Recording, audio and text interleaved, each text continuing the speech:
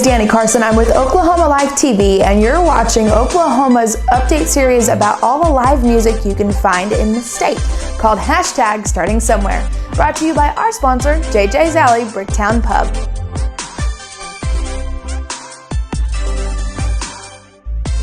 This Saturday night at Rihanna's last stop in Binger, Oklahoma, you'll find the Jimmy Lee Jordan Band doing their country, red dirt, rock scene. It's kind of a blend of all three. If you can't make that show, then you can make it next Saturday on October 2nd at the Bullpen right outside of Lawton, Oklahoma. Katie Value from the Katie Value Band has been on this show several different times while we promote her shows. But not only does she do things full band, but she also has a duo show with her good friend Kelly. You can find them and their duo at the Cold Creek Winery in Tuttle, Oklahoma tomorrow night starting at 6:30. This Saturday night, starting at 8 o'clock in Altus, Oklahoma, you can find Matt Moran and Greg Strong performing at the Salt Fork Draft House. Again, that's starting at 8 o'clock on Saturday night.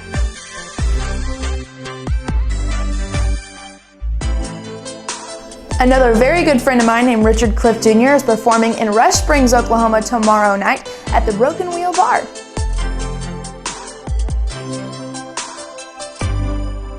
You can catch the rock artist Christoph Murdoch performing at the Blue Room in Shawnee, Oklahoma. He's doing the Rock in the Blue Room performance starting at 7 p.m. That is tomorrow night.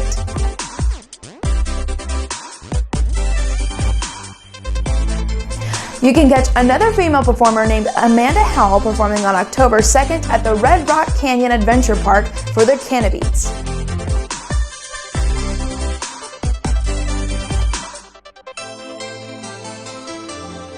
Next Friday, you can catch several different artists for a book drive that's happening at the Blue Note Lounge in Oklahoma City, Oklahoma.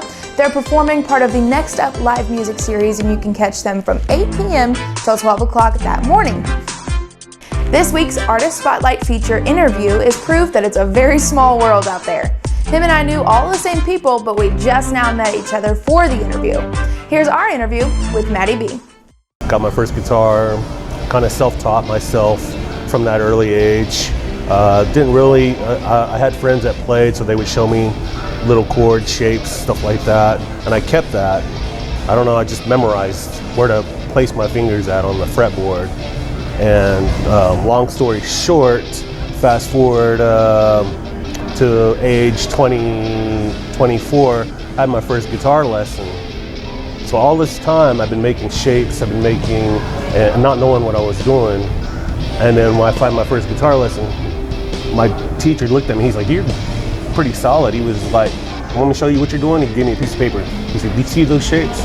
He's like, "You're playing like chords, you're playing actual chords." I mean, in college, they wanted us to write, we were graded on our work and all that stuff. So I learned how to do it there, kind of do it there, to learn how to write it that way. But as time progressed, and once I figured out what I was doing, I had this map now. Like, everything seemed possible that I thought was impossible. That's why I was in school, was to learn. And here I am, it just like blew up. So now I was able to like, okay, I'm done learning school stuff. I want to learn how to play my stuff. So I got like all this tablature, and I would start listening to all these songs that I love. I grew up love. I could play them I could learn how to play them in like seconds. And that was the cool part about it. And then I was like, all right, well, if I can get this far, maybe I can write my own music, and here we are. I have always had a knack for writing from an early age too. I was able to channel my thoughts out on the paper in poem. And so I'd write these beautiful poems out, and I was able to let people view them, and I got feedback, right? The feedback I would get off these poems was like amazing. Like I was touching hearts. Everything was going great pre-pandemic. I mean, all the opportunity was just like knocking, man, and it was just like happening, and it was coming really fast. It was coming really fast, and I think that momentum got behind. It just got behind me. It helped me. It was lifting me up, and then of course, when the pandemic happened, everything just shut down. I didn't stop. I just kept writing. I couldn't play, so I would write. And we would do like these on Zoom.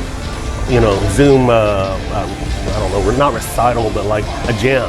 I still felt like I was in front of people playing live, because once you go on, you're on. as far as this year goes, I think I'm just gonna lay low. I'm gonna focus on writing. I think I'm gonna try to get maybe one more song, maybe 2 more songs written, maybe studio recorded again, and we're gonna hit them hard next year.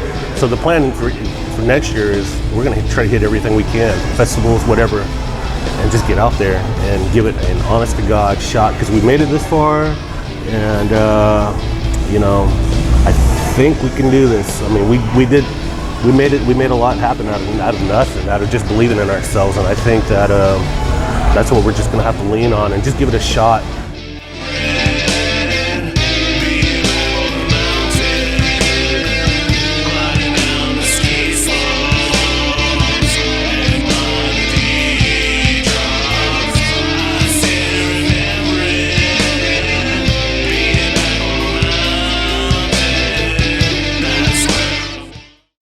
This series is brought to you by our sponsor, JJ's Alley Bricktown Pub in Oklahoma City, Oklahoma, known for their live music because they have live music 7 days a week and 3 different stages to perform on. And sometimes they even have all 3 going at the same time. But if you want to know how you can find out which artists they'll have, you can check out their Facebook page for constant updates, of course their Instagram, and also with our JJ's calendar. Here it is for this week.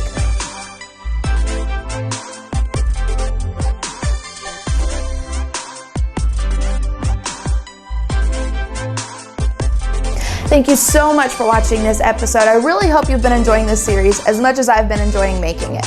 My name's Danny Carson. Go support your local artists by sharing this video, going to their social media, or even attending a show. Make sure you go to JJ's, find out where all the live music is on their 3 stages, and we'll see you next time on Oklahoma Life TV's #StartingSomewhere.